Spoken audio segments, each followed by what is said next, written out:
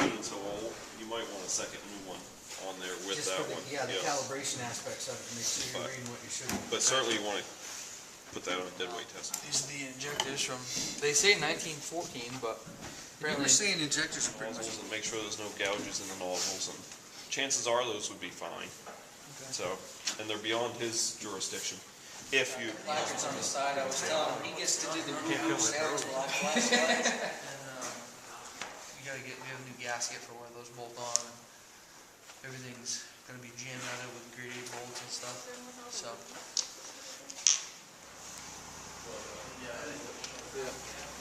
Yeah, normally you want to make sure your telltales go in.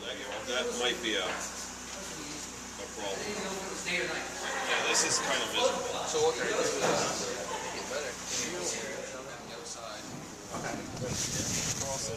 They're trying to increase the surface area.